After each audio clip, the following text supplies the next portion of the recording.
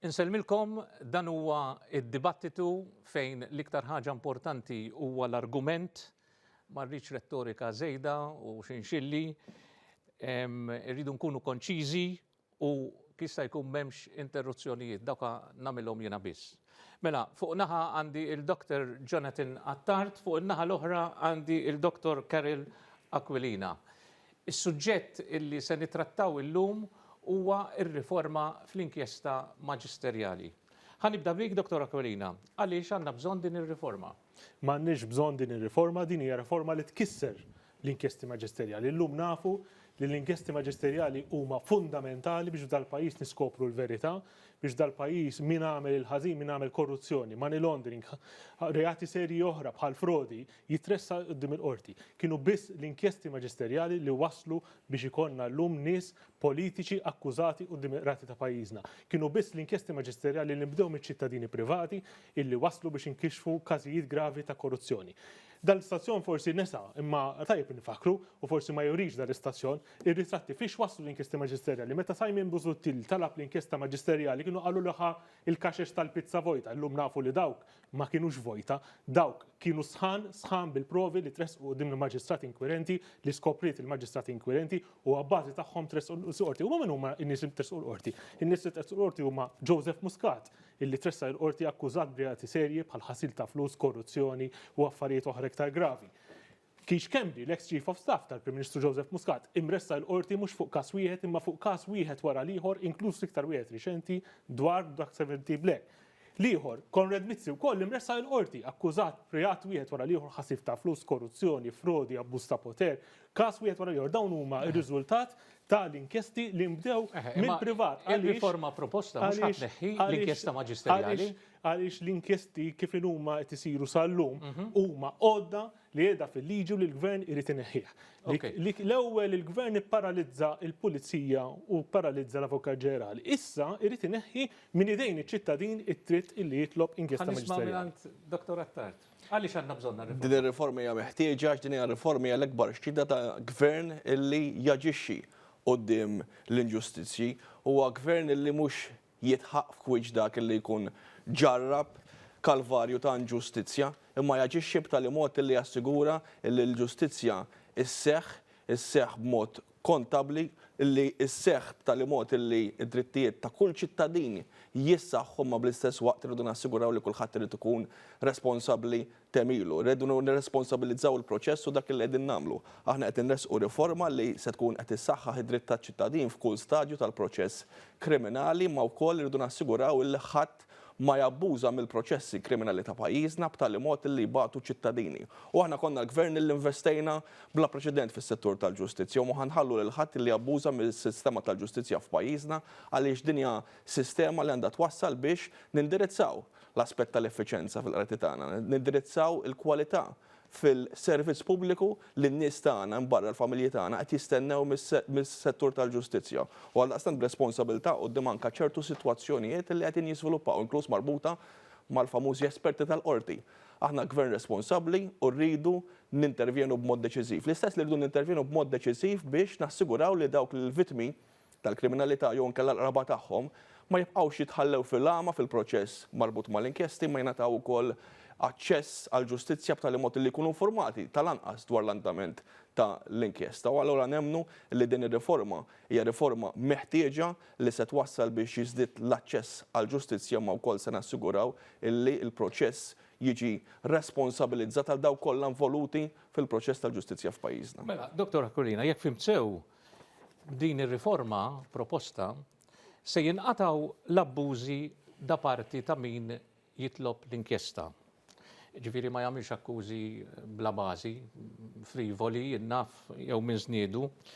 Kien hawn min qalilna jekk tisma' xi ħaġa hearsay, mhux hekk? Jekk tisma' xi ħaġa f'gażin tista' tiftaħ inkjesta abbażi ta' dak li tisma'. Hemm ukoll l-obbligazzjoni tal-pulizija li jridu jinvestigaw fi żmien 6 xhur.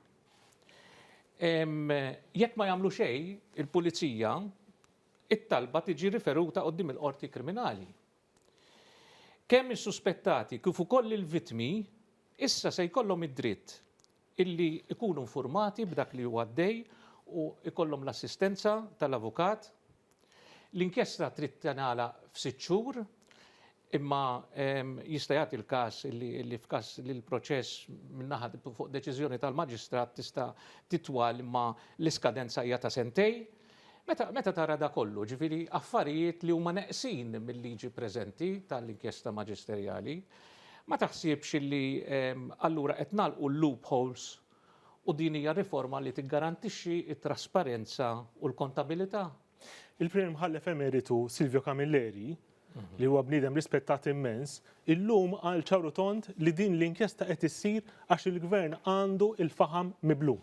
Din hija riforma li l-gvern qed jipproponi li m'hemmx bżonna. Din hija riforma intenzjonata biss biex twaqqaf l-inkjesti kontra il-politiċi korrotti. Din hija riforma li l-gvern.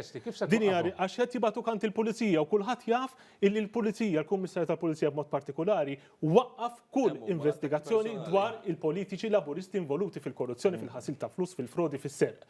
Dik hi l-verità. In-nies li qed jarawna jafu li l-Kummissarju tal-Pulizija ripetutament għal snin twal irrifjuta li jagħmel kwalunkwe investigazzjoni dwar korruzzjoni tal-politiċi laburisti. U allura din hija reforma.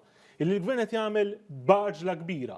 Qed jagħmel baġla kbira xi tisalva lil politiċi tiegħu mill-inkjesti maġisterjali milli jitresqu l-qorti. Ara dwar affarijiet oħra l-Ministru ma ġiex jagħmelhom baġla, ara l-bżonn li nirriformaw is-sistema tal-ġustizzja tagħna u l-bidliet fil-liġi tagħna biex xi ħadd bħal Jorgen Fenek ma joħroġ mill-ħabs. Dika ma għamilix baġla, ħallih il-bieraħ joħroġ mill-ħabs u jkun jista' jgawdi l-libertà dwar kwalunkwe persuna bħal-kwalunkwe persuna oħra.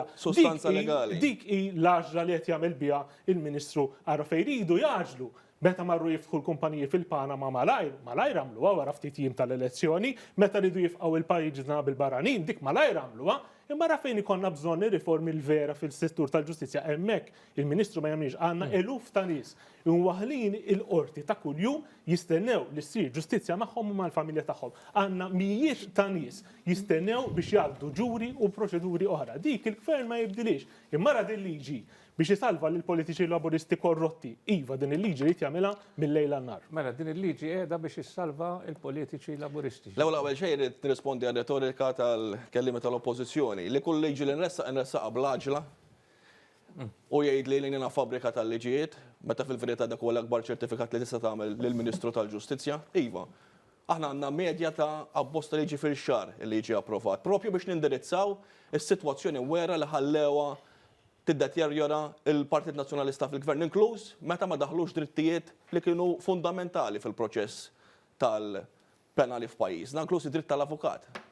B'tali mod li llum qed imbagħtu l-konsegwenzi ta' dik il-kompjaċenza ta' gvernijiet nazzjonalisti illi minkejja l-appelli li kienu qed isurulhom inkluż minn avukati fuq il-bankijiet tan-naħa tal-gvern. L-Onorevoli Franco De Bono dak iż-żmien jgħidilhom daħħal id-dritt ta' assistenza ta' avukat u huma litteralment jinjoraw bir-riżultati li nafu x'ġara dak iż-żmien. Illum qed naraw il-konsegwenza tagħhom dawk is-sitwazzjonijiet. Ikollok sitwazzjonijiet fejn persuni li saħansitra jammettu għal darba darbtejn tlieta li wettqu rejat imbagħad jitilgħu ġuri u jiġu liberati ħabba l-fatt li dak iż-żmien ma kellhomx id-dritt ta' avukat, l-assistenza ta' avukat, dik ġustizzja li kienu jagħmlu fiha il-Partit Nazzjonalista fil-Gvern. U issa jiġu hawnhekk u jippruvaw jippritkaw dwar is-saltna ta' dritt u x'riformi għandhom jidħlu fis-seħħ jew nkella bl-aktar mod jiena ngħid nieqes minn kull loġika jew argumentazzjoni legali li b'xi mod jew ieħor jara li politiku jintervjeni fil-libertà il-ħelsin mill-arrest fil-bejl. Fejn qatt smajnija. Aħna gvern li investejna fis-saltna ta' dritt f'pajjiżna, aħna investejna fil-istituzzjonijiet ta' pajjiżna, aħna nassiguraw l-awtonomija tagħhom b'tali mod illi jkunu jistgħu jiżvolġu l-funzjoni tagħhom u mhux nagħmlu bħall-oppożizzjoni li b'mod sistematiku x'għamlu Manuel. Matul is-snin jattakkaw lill-Kummissarju tal-Pulizija, personalment smajni issa stess lill-Avukat Ġenerali ħallu mbagħad imorru jgħidulek isma' dawn m'għandniex fiduċja fihom, imma ngħidilhom li n-nies għandhom fiduċja fil-Korp tal-Pulizija. Għaliex anke minn stħarriġ tal-opinjoni pubblika tal-NSO, mhux għamlitu xi gazzetta, 90% tal-poplu jemmen li fil-funzjoni u li l-pulizija jaqdu id-doveri tagħhom. U allura nirdu nassiguraw li dak l-investiment li għamilna ma jkollniex sitwazzjoni fejn persuni bl-aktar mod abbużiv jibbajpassjaw l-istituzzjonijiet tagħna. L-istituzzjoni investigattiva ta' pajjiżna li hija l-Pulizija. U ħajsemmi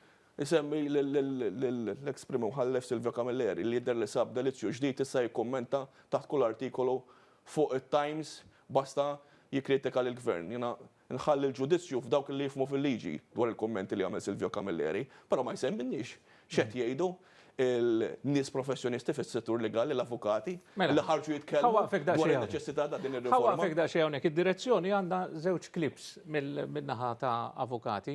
Ħalli insegwu daqsxejn dal klips u nieħu reazzjoni tagħkom. Jiena kont f'bar ġo Rabat Għawdex u stmajt lil Tizju qed jgħid li l-Ministru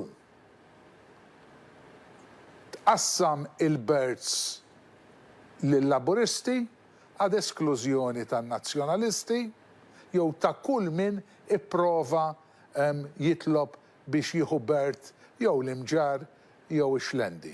U ta' dan kellu jħallas. Dik illum jien ma nistax immur b'dik l-allegazzjoni quddiem il-maġistrat u nitolbu jinvestiga.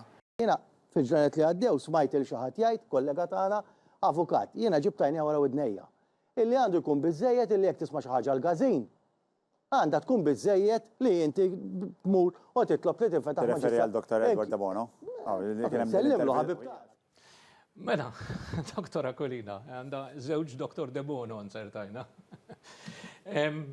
Inti fejqijat, meta tisma' L-aqwa prova li din liġi qed issir biex tipproteġi l-kriminali huwa meta nisimgħu l-avukati li jaħdmu fil-kriminali jiddefendu u jargumentaw favur din il-liġi. Din il-liġi qiegħda ssir biex minnu kriminal min għamel reati serji ma jkunux jistgħu jsiru inkjesti dwarhom. U jiena nappella lin-nies meta jkun hemm reatu inti tmur tirrapportaw u l-pulizija fl-analiżi tiegħu. Le, anzi, il-pulizija għandha obbligu u kien hemm ħafna każi li għabbażi ta' hearsay evidence bdew investigazzjonijiet u l-inkjesta dak li tagħmel l-inkjesta tibda investigazzjoni u tibda tippreserva il-provi. Dak u ir-rwol tal-inkjesta maġisterjali u mhux kif qed jgħid il-Ministru jew xi ħadd ieħor li titmur bil-provi inti għand il-maġistrat, iċ-ċittadin privat mhux ir-rwol tiegħu joqgħod iġib il-provi, dak huwa ir-rwol tal-maġistrat li jikkonserva il-provi illi jsib la darba jibda investigazzjoni. Imma il-gvern irid iċaħħad lin-nies mid-dritt illi jmorru għand il-maġistrat. Irid illi jżomm kontroll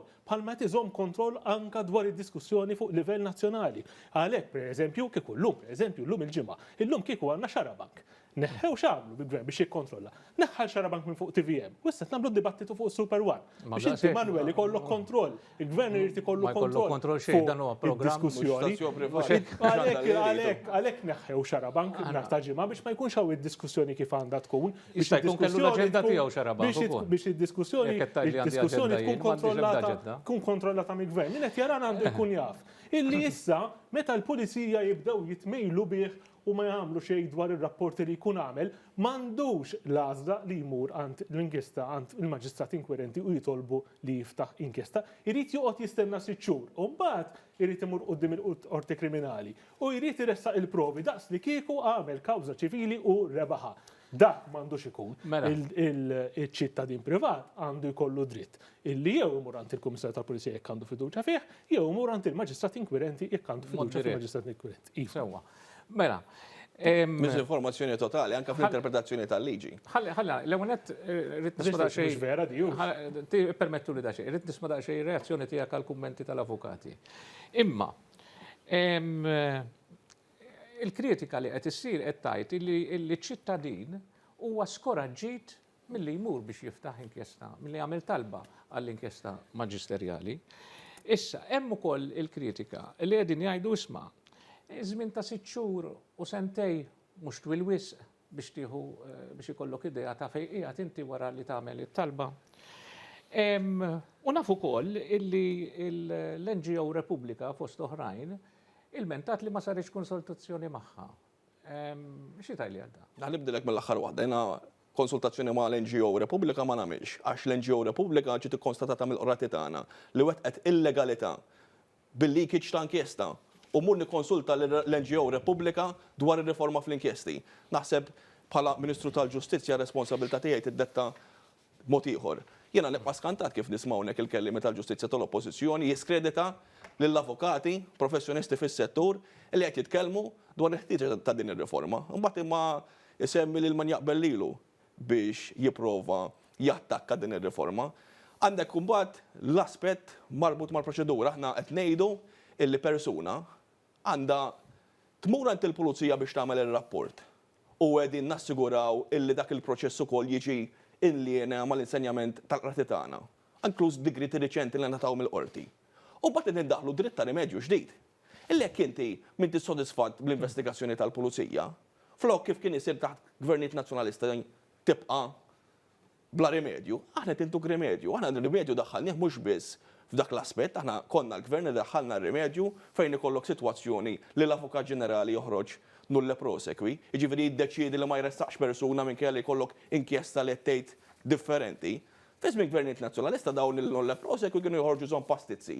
U ma tistax bl-ebda mod tipprova tissindakom, tipprova tara kif saru jew tiċċellenġjahom fil-qorti. Aħna konna l-gvern li b'responsabilità daħħalna proċess biex anke dak l-aspett ikun hemm reviżjoni tiegħu quddiem il-qrati. Għax aħna assigurajna lek qed nenfasizza li kull fil-proċedura kriminali tagħna f'kull stadju iċ-ċittadin għandu dritt ta' rimedju. Qed ngħidulek isma' mur għand il-pulizija ħalli l-pulizija tibda bl-investigazzjoni tagħha. U hekk inti tħoss li l-investigazzjoni tal-pulizija ma kellix eżitu jew inti sodisfatt bl-eżitu, mhux mur għand maġistrat mur quddiem il-qorti kriminali proċeduta minn imħallef biex iva, inti tagħmel talba għal ftuħ ta' inkjesta il-qorti tisma' kemm lill-pulizija, kemm lill-persuna li għamlet ir-rapport u kemm lill-persuna suspettata bil-bibin magħluqa għaliex kif tallimna l-qorti il-ġustizzja ma ssirx għax-shows fil-medja, ma ssir fil-qrati tal-ġustizzja u hemmhekk irdu nassiguraw anke l-integrità tal-proċess u hekk għandha tinfetaħ inkjesta maġisterjali ħadd tinfetaħ Manuel.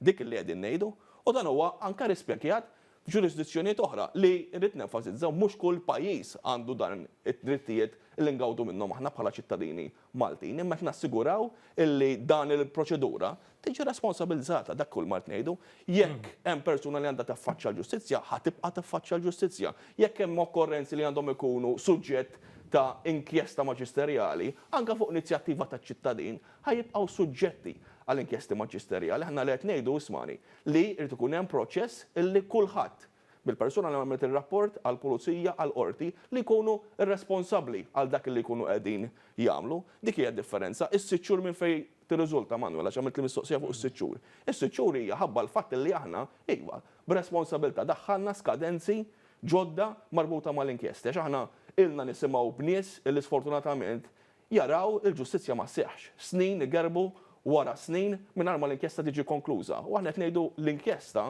b'mod inizjali għandha tinqala f'6 xhur, ma dak is-6 xhur jiskattaw drittijiet ukoll għal vittmi tal-kriminalità u l-qraba tagħhom li jkollhom aċċess għall-inqas biex ikunu jafu fiex waslet dik l-inkjesta. U allura qed ngħidu l-maġistrat qed intuħ minimu ta' 6 xhur biex jagħmel l-inkjesta tiegħu, il-pulizija għandhom ikollhom dak is-6 xhur biex jagħmlu l-indaġini tagħhom. B'tali mod li wara dawk is-6 xhur persuna jkollha dritt li dak il-proċess jiġi rivedut mill-qorti. Ġifieri l-qorti ħadd tkun qed tara x'qed tagħmel il-pulizija bl-istess mod li jiġri fil-proċess ta' challenge. Drittijiet li diġà huma fis-seħħ f'pajjiżna illi l-qorti titlob lill-pulizija biex jagħtu rendikont għalfejn waslu għal konklużjoni li ma jresqux persuna u dik id-deċiżjoni tiġi sindakata. U allura qed nassiguraw li f'kull pass hemmhekk qed insaħħu drittijiet u nissalvagwardjaw fuq kollox anke l-element ta' integrità tal-proċess. Għax inutli tagħmel proċess li ma tiwassal biex ħabba l-ksur ta' jed fundamentali dak li l-istħarriġ ġudizzjarju jservi ta' xejn. U għalhekk hija responsabilità tagħna li anke quddiem sitwazzjoni marbuta mal-esperti. Ġifieri l-oppożizzjoni qed tgħid li s-sitwazzjoni tal-esperti komda liha dik sitwazzjoni. Komdi għalija? Għalulhom l-imsieħba soċjali. Għalulhom l-imsieħba soċjali. Jiena komdu li jkun hemm esperti li jagħmlu xogħolhom kif suppost u jsibu li kien hemm il-ħasil ta' flus, il-korruzzjoni, is-ser, il-frodi u llum minħabba dawk l-esperti u l-konklużjoni tagħhom għandna nies imtella l-qorti akkużati inkluż politiċi laburisti, inkluż għandna Chief of Staff tal-Prim Ministru. Għandna ex-Prim Ministru, għandna ex-Ministru, ex-Super Minister. Viċi Prim Ministru għandna purċissjoni deputati tal-Partit Laburista mtellajn il-qorti fuq hekk. Dawn kollha riżultat ta' dak li sabu l-esperti u dak li konkludew il-maġistrati ta' pajjiżna. Jaw il-Ministru m'għandux fiduċja fil-maġistrati ta' pajjiżna, jien għandi fiduċja fil-maġistrati kollha ta' pajjiżna, jien għandi fiduċja fihom u fil-konklużjonijiet li jaslu għalihom f'inkjesti maġisterjali u fil-każijiet li huma jippresjedu. Il-Ministru jidher li m'għandux fiduċja fihom. Maġ jgħid bħalma jgħid il-Prim Ministru li hemm uħud min nies ma minnhomx stressqu l-qorti, issa minnu l-Prim Ministru u l-Ministru tal-Ġustizzja ħajiddeċidi hu min jitressa l-qorti jew għandha tkun il-maġistrat li tagħmel l-inkjesta li fuq ir-rakkomandazzjoni tagħha tiddeċidi min għandu jitressa l-qorti. Issa mill-banda l-oħra. Dr. Aquilin, immaġina li inti bħala Shadow Minister tal-Ġustizzja tiddejjaq li jkun hemm liġi li tintuża b'mod kapriċċjuż. Jista' jkun għal skopijiet politiċi partiġjani. Bir-riżultat bħalma ġara fil-każ tal-Onorevole Carmelo Abela. Ma kienx hemm Inti jiddispjaċik għal dak li ġralu Carmelo Abela. Ma kienx hemm inkjesta dwar hekk. Jiddispjaċik. Ma kienx hemm inkjesta dwar hekk. Ma kienx hemm, kien hemm proċess ġudizzjarju. Kien hemm proċess, m'hemmx inkjesta, ma kien hemm proċess. Nitkellmu. Carmelo Abela għamel libel u dak il-libel rebħu u jiena rispetta dik id-deċiżjoni. Però issa toqgħodux tużaw il-Carmelo Abela, issa mill-klim tridu tgħaddu għall-fatti. Jekk vera temnu li Carmelo Abela ma kienx involut fil-hold-up tal-HSBC. Jekk intom temnu hekk. Għaliex ma tarġgħux tagħmluh Ministru. Għax ma tħallax ħaġa Allura issa ċans li prova tittuwa. Il-Partit Laburista jagħti l-aqwa prova, il-Prim-Ministru jagħmel l-aqwa prova. Jekk jekk għandu fiduċja f'Carmelo Abela, għandu jagħmlu Ministru llum qabel għada, għandu jneħħi l-Bajrin Kamilleri. Inti dispjaċik għal ġralu Carmelo Abela imma. Carmelo Abela għamel kawża tal-libel u rebaħa. Jiena dik is-sentenza nirrispetta mill-bidu sal-aħħar. Hemm proċess għaddej. Fuq dal-punt. U nistennew dak il-proċess għaddej. Però jekk intom għandkom fiduċja f'Carmelo Abela, il-Prim-Ministru għandu illum qabel għada jagħmlu Ministru minn ġdid. Jekk ma jagħmlux ikun qed jgħaddi ġudizzju fuq ta' jkun qed jgħid li m'għandux fiduċja fih. U li ma ħanejlek min jgħaddi ġudizzju fuq min. Intom tużaw il-Carmelo Aquilina bl-aktar mod irresponsabbli meta sieħbu. Mela spiċċa l-argument ħanejdulhom x'ipokrizija.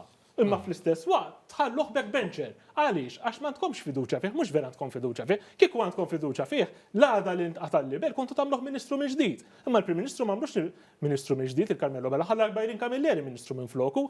Dik għandkom tispjegaw lin-nies għalfejn il-Prim-Ministru Robert Abela għadu sissa wara li Carmelo Abela rebaħ il-libel, m'għamlux Ministru minn ġdid. Inti skont inti kull min ħalli backbencher għax m'għandux fiduċja fih. Spjegali għalfejn. Ma naħsibx li huwa hekk. Għalfejn il-Prim-Ministru minkejja li Carmelo Abela rebaħ il-libel għadu sissa m'għamlux Ministru minn ġdid. Spjegali għalfejn. Ħanejdlek l-ipokrizija fl-argument, Manuel. L-Onorevole Aquilina meta il-kollega tagħna spiċċa vittma tal-gideb ta' sieħbu Jason Azzopardi ma jiġri fuq Facebook. Ma jiġri fuq Facebook. Tafx qallu l-Carmelo Abela biex jirtira l-libel. Hekk qallu. Qallu il-qorti se titwerwer u tispiċċa twaqqa l-libel li ftaħt inti stess. Hekk qallu Carmelo Aquilina. 3 snin ilu missu sama minnu Carmelo Abela, meta mbagħad il-qorti tagħtu raġun tal-gidba sfaċċata li għamel Jason Azzopardi li huwa mod sistematiku qed jirriżulta li qed iwettaq gidba fuq oħra fuq ammissjoni tiegħu stess. Għamel gidba sfaċċata fuq is-Segretarju tal-Gabinett. Sewwa qallu biex jirreżenja li l-Prim Ministru qallu keċċieħ kif qed jgħidaw Carmelo Aquilina, qallu keċċieħ lis-Segretarju tal-Gabinett. 6 xhur wara jmur il-qorti, jagħmel dikjarazzjoni. Jagħmel dikjarazzjoni u jiddikjara li gideb. Dik l-responsabilità. L-Onorevole Carmelo Aquilina jrid li s-sitwazzjoni tibqa' kif inhi xi komdu biha jidher illi jkollu ħabib tiegħu Jason Azzopardi jikdeb jabbuża mill-proċedura legali, u mbagħad jirkeb il-karru tiegħu Carmelo Aquilina, għax hekk qallu Jason Azzopardi biex ma ngħidx kelma oħra li qallu. Allu di dejjem tirkeb il-karru tiegħi. Għalhekk komdu bis-sitwazzjoni, għalhekk mhux jaqbel mal-avukati li qed jgħidu fuq il-ħtieġa li tkun riformata is-sistema tal-inkjesti, għalhekk mhux jaqbel mal-avukati li qed jgħidu bżonn riforma fil-mod kif jinħatru l-esperti.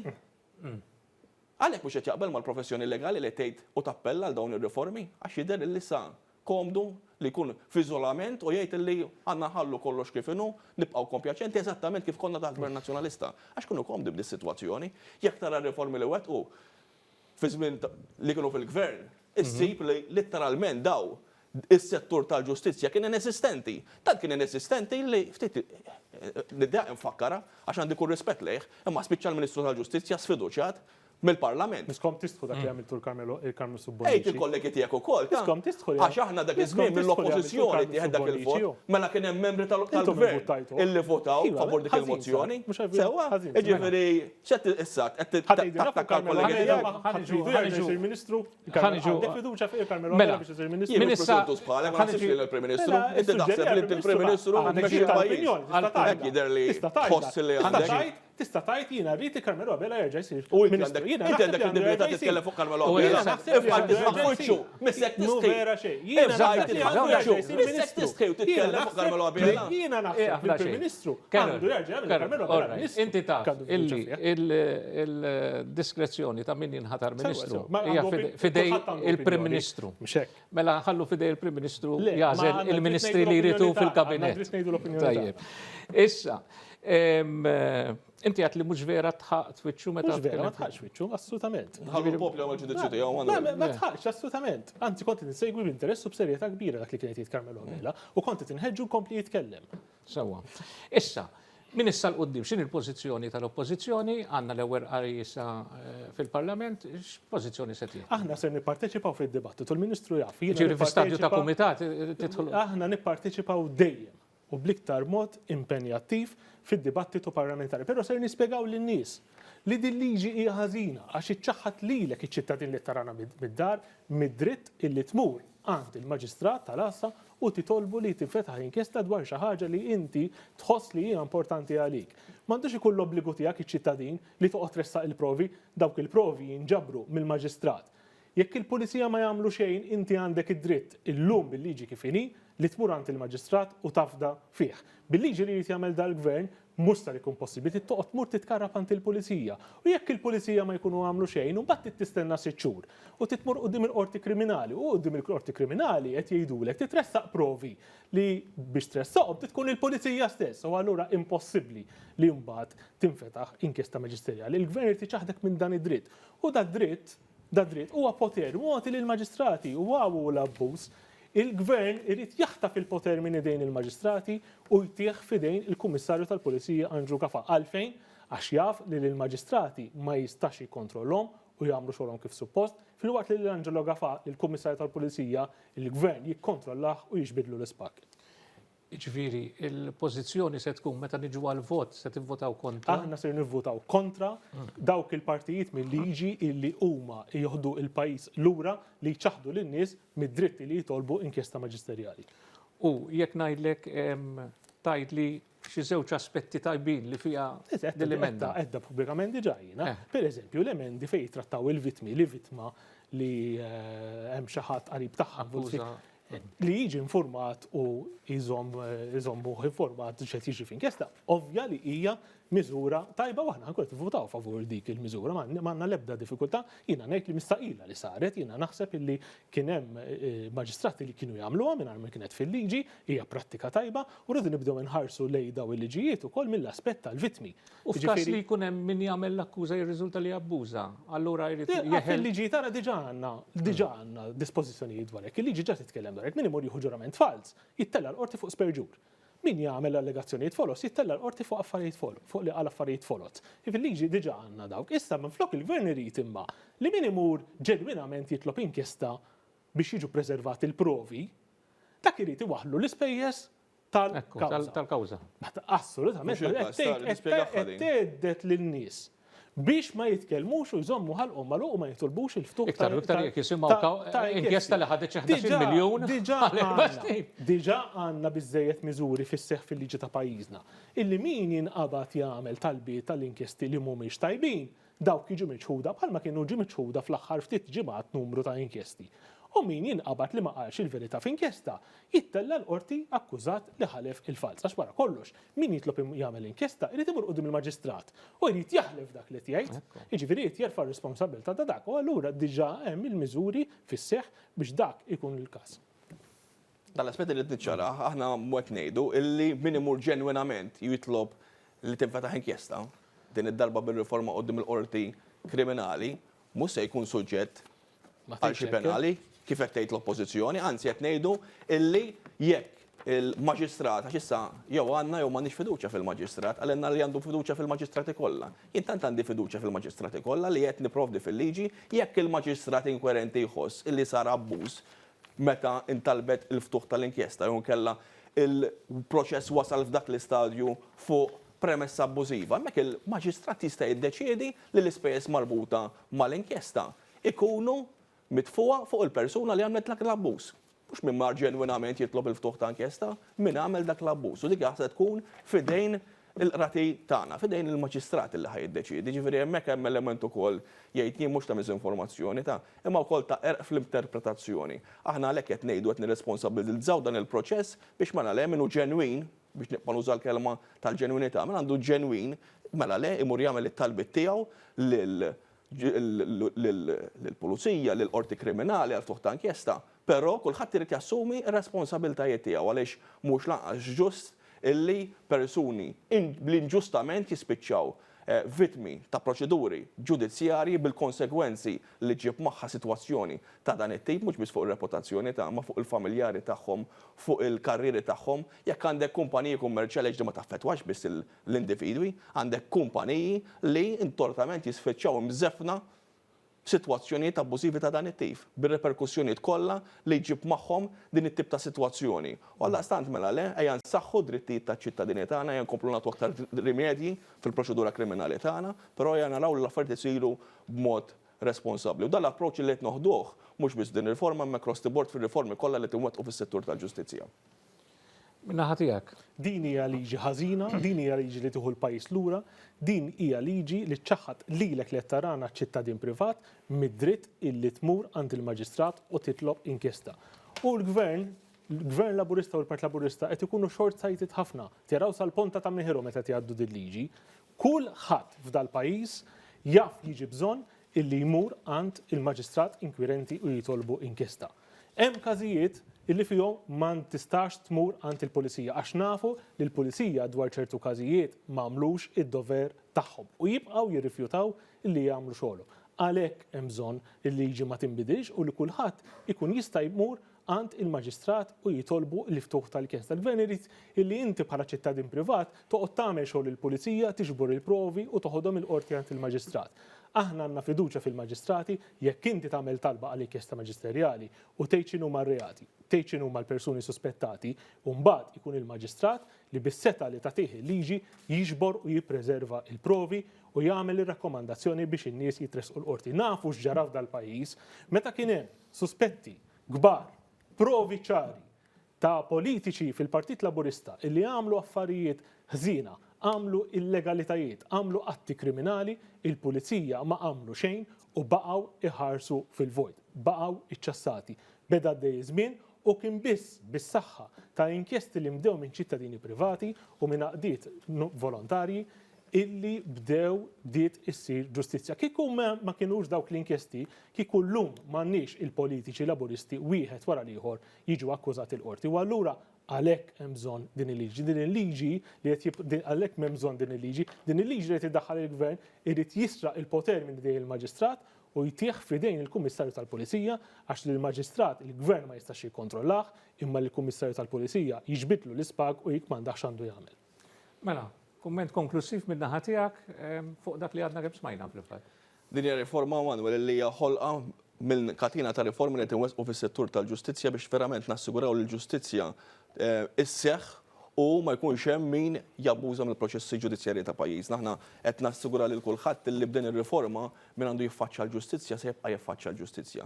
Dawk l-aspetti li għandhom ikunu suġġetti għall-investigazzjoni u l-inkjesti maġisterjali ħajjibqgħu suġġetti għall-inkjesti maġisterjali. Però qed nagħmluha ċara li mhux se nibqgħu nittolleraw aktar vendikazzjonijiet jew persekuzzjoni u jien ngħid mhux biss politika imma fil-konfront ta' dawk li b'xi mod jew ieħor żball wieħed għamlu f'ħajjithom illi b'xi mod jew ieħor iħobbu l-pajjiż u qed jaħdmu b'risq pajjiżhom. Dik is-sitwazzjoni hija inaċċettabbli u bl-aktar mod reżolut ħankunu qed nassiguraw li wettqu riformi li verament iwasslu biex pajjiżna tirrenja s-saltna ta' dritt u sseħħ ġustizzja l-ġustizzja vera.